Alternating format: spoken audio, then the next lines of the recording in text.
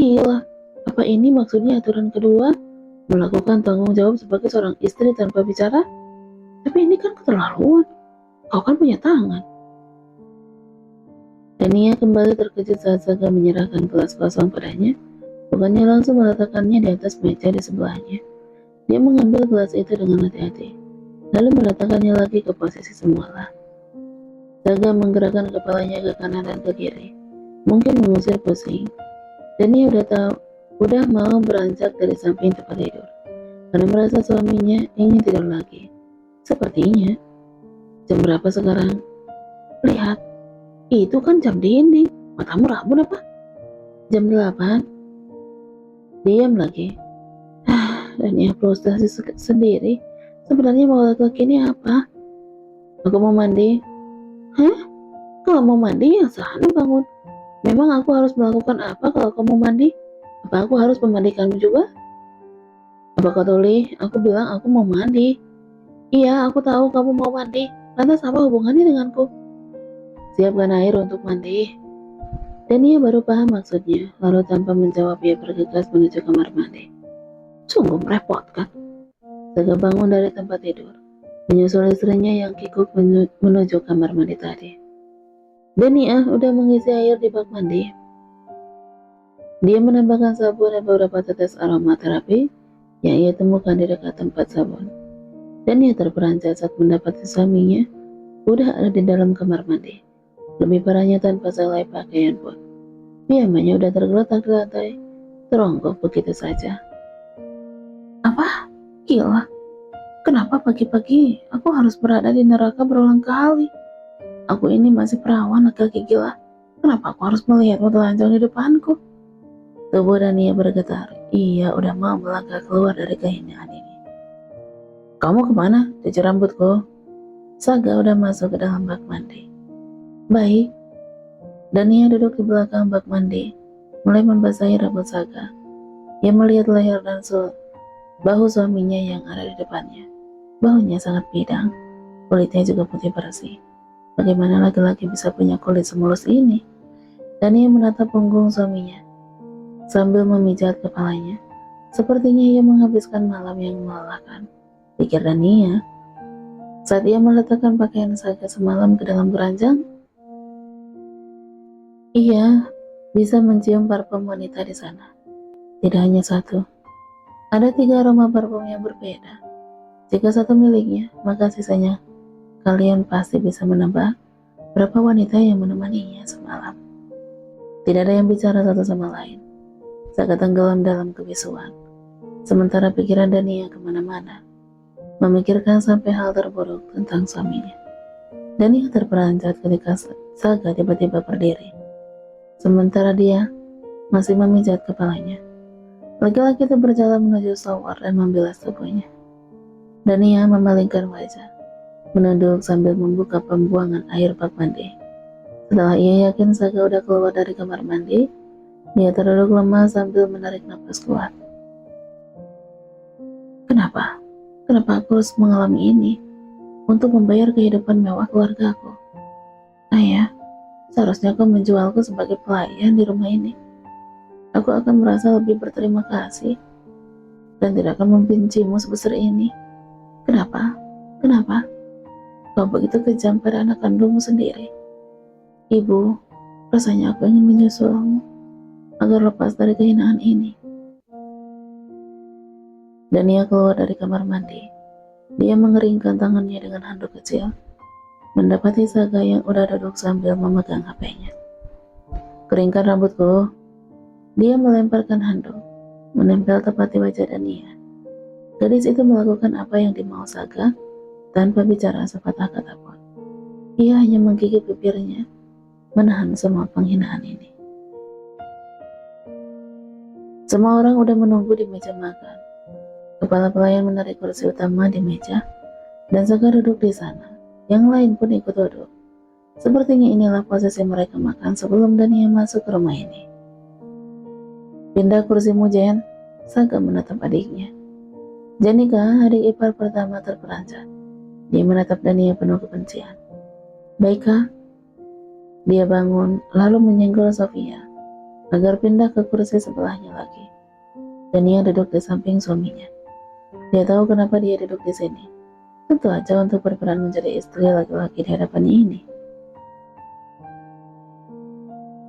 Dania meletakkan 2 potong sandwich sayuran dan telur di atas piring di hadapan suaminya. Silahkan dimakan, suamiku. Dania melihat semua orang menatapnya merinding dan penuh kebencian. Bagaimana wanita gila ini berani bicara seperti itu? Seperti itulah yang terbaca di wajah mereka.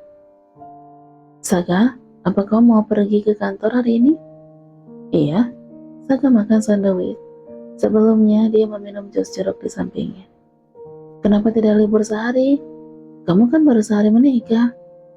Aku tidak punya waktu, Bu. Banyak hal yang harus dikerjakan. Baiklah, Nak. Ibu tahu kamu sangat sibuk. Makanlah. Semua membisu setelahnya. Dan ia menghabiskan makanannya tanpa ingin melihat orang-orang di sekitarnya. Biarlah ia dianggap tak terlihat. Itu akan menyelamatkan kehidupannya. Hari-hari masih sangat panjang. Tidak tahu sampai kapan ia berada di rumah ini. Setelah selesai sarapan, Saga udah mau berangkat. Mobil udah siap. Seorang sopir membuka pintu dan berdiri di samping pintu. Sekretaris Han juga udah berdiri dekat mobil. Dia menundukkan kepala dan mengucapkan selamat pagi kepada Saga dan Dania. Hanya Dania yang menjawab sapaan itu. Maaf Tuan Saga, kenapa? Hari ini saya juga akan kembali bekerja seperti biasa. Terserah, aku tidak peduli dengan apa yang kamu lakukan. Aku udah pernah mengatakannya kan? Iya. Yang harus kamu lakukan hanya pastikan udah ada di rumah sebelum aku kembali. Karena kau harus menjalankan tugasmu sebagai istriku. Baik Tuan. Saga masuk ke dalam mobil. Sopir pun udah beranjak masuk mengikutinya. Sekretariat juga akan masuk. Namun Dania memanggilnya. Permisi sekretarisan, apa saya bisa minta nomor telepon Anda? Dia terlihat berpikir. Bolehkah saya mengirimkan pesan untuk menanyakan jam berapa suami saya kembali ke rumah agar saya tidak melakukan kesalahan? Sekretarisan mengeluarkan dompetnya, menyerahkan selembaran kartu nama. Nona bisa menghubungi saya di nomor ini. Terima kasih. Jangan sungkan kepada saya, Nona. Saya hanya pelayan tuan muda dan Nona termasuk majikan saya. Dia menunduk sopan kepada Dania sebelum masuk ke dalam mobil. Saga menoleh tadi saat melihat istrinya bicara dengan sekretarisan. Tapi apa yang dibicarakan mereka, ia tidak bisa mendengar. Setelah berganti pakaian dengan baju sehari-hari yang biasanya Dania pakai, ia bergegas keluar dari kamar. Dia udah memesan ojek online tadi. Menuruni tangga sambil membawa tas ransel yang selalu ia pakai. Penampilannya sangat berbeda dari tadi pagi saat Saga ada di rumah. Wah, mau kemana kamu dengan pakaian gembel seperti itu? Ibu mertua ada di bawah tangga, beserta kedua putrinya.